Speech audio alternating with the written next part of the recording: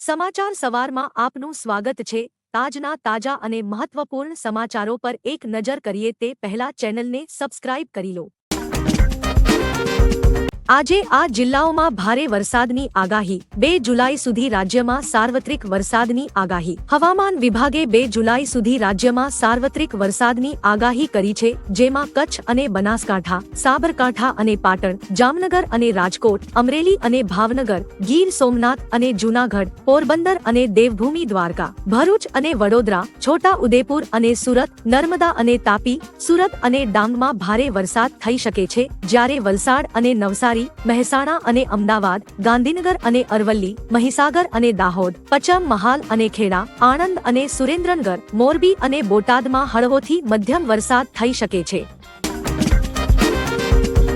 સિંગતેલ અને શાકભાજીના ભાવમાં થયો ધરખમ વધારો। વધતી મોંઘવારીના માર વચ્ચે ફરી ગૃહિણીઓનું બજેટ ખોરવાયું। દિવસે ને દિવસે તમામ ચીજ વસ્તુઓ મોંઘી થઈ રહી છે। તેમાં ખાસ કરીને વાત કરવામાં આવે તો ખાદ્ય વસ્તુઓમાં સતત વધારો જોવા મળી રહ્યો છે। છેલ્લા 3 દિવસમાં રાજકોટમાં સિંગતેલના બજારમાં પ્રતિ 15 કિલો ડબ્બાના ભાવમાં ₹40નો વધારો ઝીંકાયો છે। હાલમાં સિંગતેલનો ભાવ ₹2600 નજીક પહોંચી ગયો છે। બીજી બાજુ માર્કેટમાં શાકભાજીની આવકમાં ઘટાડો જોવા મળી રહ્યો છે અને બીજા રાજ્યમાંથી આવતો માલ બગડી રહ્યો છે, જેથી પડતર કિંમતમાં વધારો જોવા મળે છે, જેના કારણે ટામેટા, સુરણ, કોથમીર, ભીંડો, ગુવાર, ચોળાસિંગ, સરગવો, તુરિયા, પરવર, મેથી અને લીલા મરચા સહિતના તમામ શાકભાજીમાં 50%નો વધારો જોવા મળી રહ્યો છે। રાજ્યમાં ગઈકાલે 50 તાલુકામાં વરસાદ। ગીર સોમનાથ જિલ્લામાં સૌથી વધુ 6.5 ઇંચ વરસાદ। આંબાલાલ પટેલે કહ્યું, જુલાઈના પ્રથમ 2 અઠવાડિયામાં સાર્વત્રિક વરસાદ થશે। ગઈકાલે સવારે રાજ્યમાં વિરામ કર્યા બાદ બપોર પછી મેઘરાજાની સવારી ફરી આવી પહોંચી હતી। ગઈકાલે રાજ્યના કુલ 50 તાલુકામાં વરસાદ પડ્યો હતો, જેમાં ગીર સોમનાથ જિલ્લામાં સૌથી વધુ 6.5 ઇંચથી વધુ વરસાદ પડ્યો હતો। ગીર સોમનાથ સિવાય જૂનાગઢ, સાબરકાંઠા, પંચમહાલ, સુરત, દાહોદ, મોરબી, રાજકોટ, નવસારી, પાટણ, વડોદરા અને તાપી જિલ્લાના કુલ 50 તાલુકામાં વરસાદ પડ્યો હતો। આંબાલાલ પટેલે જુલાઈ મહિનાના પહેલા અને બીજા અઠવાડિયામાં સાર્વત્રિક વરસાદ થવાની આગાહી કરી છે। ખાનગી પ્રકાશનો પર રાજ્ય સરકારની લાલ આંખ। સ્કૂલોમાં એનસીઈઆરટી અને જીસીઈઆરટી સિવાયના ખાનગી પુસ્તકો ભણાવવા પર પ્રતિબંધ। રાજ્યની ખાનગી સ્કૂલમાં ફીથી લઈને પુસ્તકો ભણાવવા પર દબાણ કરતી જોવા મળી છે। ખાનગી શાળાઓમાં ખાનગી કંપનીઓના પ્રકાશનોના પુસ્તકોનો વેપાર થઈ રહ્યો છે, ત્યારે સરકારે હવે ખાનગી કંપનીના પુસ્તકો ન ભણાવવાનો આદેશ કરતો ઠરાવ કરવામાં આવ્યો છે। ગુજરાતની એનસીઈઆરટી, જીસીઈઆરટી અને સીબીએસઈની સ્કૂલોએ જે માન્ય એનસીઈઆરટીના જ પુસ્તકો ભણાવવાના રહેશે। જો શાળા પોતાની મનમાની કરીને ખાનગી પુસ્તકો ભણાવવા પર દબાણ કરશે તો કાયદેસરની કાર્યવાહી કરવામાં આવશે। યુવકે ગામના ગૌચર જમીનમાં 1100 વૃક્ષો વાવ્યા। સાબરકાંઠાના હડિયોલ ગામના પર્યાવરણ પ્રેમી યુવાનની સરાહનીય કામગીરી સામે આવી છે। યુવાને ગામના ગૌચર વિસ્તારમાં 1100 વૃક્ષોનું વૃક્ષારોપણ કર્યું। યુવાનોએ લોકભાગીદારીથી 10 દિવસમાં સમગ્ર ગામમાં લીમડા, પીપળ અને વડ સહિતના વૃક્ષો રોપવામાં આવ્યા હતા। યુવાનોએ ગામને હરિયાળું બનાવવા યથાર્થ પ્રયત્નો હાથ ધર્યા છે। વૃક્ષોને પાણી મળી રહે તે માટે ગામના બોરથી સિંચાઈની વ્યવસ્થાની સાથે વૃક્ષના રક્ષણ માટે ફેન્સિંગ કરી છે। ભૂપેન્દ્ર પટેલે ફરી અધિકારીઓને ખખડાવ્યા। મુખ્યમંત્રીની અધ્યક્ષતામાં કેબિનેટની બેઠક મળી હતી, જેમાં ઘણા મહત્વના નિર્ણય રાજ્ય માટે લેવામાં આવ્યા છે। ભૂપેન્દ્ર પટેલે અધિકારીઓ અને પદાધિકારીઓને ફિલ્ડમાં જઈને કામ કરવા માટે કડક સૂચના આપી છે, સાથે જ લોકોના પ્રશ્નોનું નિરાકરણ લાવવાની ટકોર કરી છે। આ સિવાય આ બેઠકમાં વૃક્ષારોપણ તેમજ રાજ્યમાં પડતા વરસાદ અને તેને પહોંચી વળવાની તૈયારી વિશે પણ ચર્ચા કરાઈ છે। રથયાત્રામાં સુરક્ષાને લઈ પોલીસની ખાસ તૈયારી। આવનારા સમયમાં યોજાનાર ભગવાન જગન્નાથજીની 147મી રથયાત્રાને લઈને ખાસ તૈયારીઓ કરાઈ છે। રથયાત્રાના રૂટ ઉપર થતી શંકાસ્પદ ગતિવિધિઓ અને અસામાજિક તત્વો પર 1200થી પણ વધુ સીસીટીવી કેમેરાથી નજર રાખવામાં આવશે। જનભાગીદારીથી ગુજરાત પબ્લિક સેફટી એક્ટ અંતર્ગત 1 મહિના દરમિયાન કરવામાં આવેલી કામગીરી બાદ રૂટ પર 1278 જેટલા કેમેરા લગાડવામાં આવ્યા છે।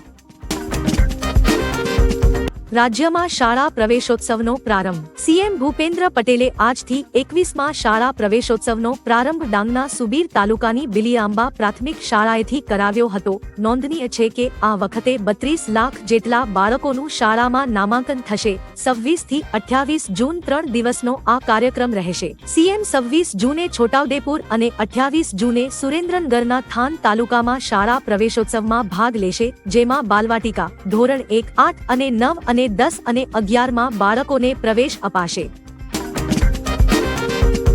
ઓમ બિરલા બીજી વખત 18મી લોકસભાના અધ્યક્ષ તરીકે ચૂંટાયા. બીજેપી સાંસદ ઓમ બિરલા 18મી લોકસભાના અધ્યક્ષ બન્યા છે. ગૃહમાં પીએમ મોદી દ્વારા લાવેલ પ્રસ્તાવ પસાર કરાયો હતો. પ્રોટેમ સ્પીકર ભર્તૃહરી મહતાબે મોદીના પ્રસ્તાવ પર સાંસદોનો અભિપ્રાય પૂછ્યો હતો. પછી પ્રસ્તાવને ધ્વનિમતથી પસાર કરવામાં આવ્યો હતો. બાદમાં પ્રોટેમ સ્પીકરે ઓમ બિરલાને અધ્યક્ષની ખુરશી પર આવવા આમંત્રણ આપ્યું. પીએમ મોદી અને રાહુલ ગાંધી ઓમ બિરલાને આસન સુધી લઈ ગયા હતા.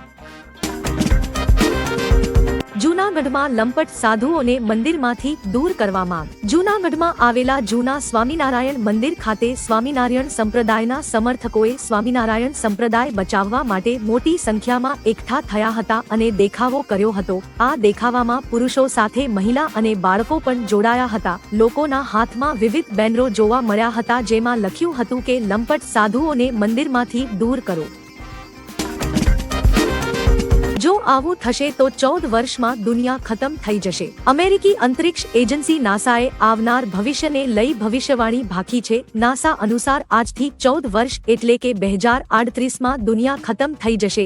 એક ખતરનાક ઉલ્કાપિંડ પૃથ્વી સાથે ટકરાશે તો પૃથ્વી ખતમ થઈ શકે છે. ટક્કર એટલી ખતરનાક હશે કે આખી દુનિયાનો નાશ થઈ શકે છે. નાસાએ એક રિપોર્ટમાં જણાવ્યું કે 12 જુલાઈ 2038ના રોજ 2:30 વાગ્યે એક વિશાળ ઉલ્કાપિંડ પૃથ્વીથી ટકરાશે, જેમાં વિશ્વનો નાશ થઈ શકે છે.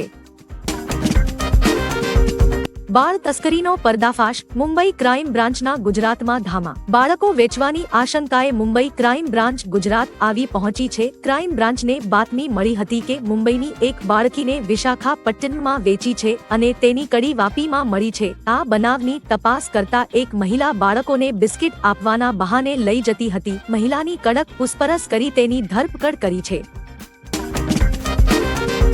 વૃક્ષો કાપ્યા તો થશે અલગથી કાર્યવાહી. ગુજરાતમાં સતત વૃક્ષોનું નિકંદન થઈ રહ્યું છે અને ચારે તરફ સિમેન્ટ કોન્ક્રીટના જંગલો ઊભા થઈ રહ્યા છે. ચારે બાજુ રિયલ એસ્ટેટની બૂમ જોવા મળી રહી છે. આ સ્થિતિમાં આપણને પ્રાણવાયુ આપતા વૃક્ષો સતત કપાઈ રહ્યા છે. ત્યારે આ મામલાને હવે ગુજરાત હાઈકોર્ટે પણ ગંભીરતાથી લીધો છે. ગુજરાતમાં જમીન સંપાદનની કામગીરીમાં કપાયેલા કે કાપવામાં આવનાર દરેક વૃક્ષ માટે અલગથી વળતર ચૂકવવું પડશે.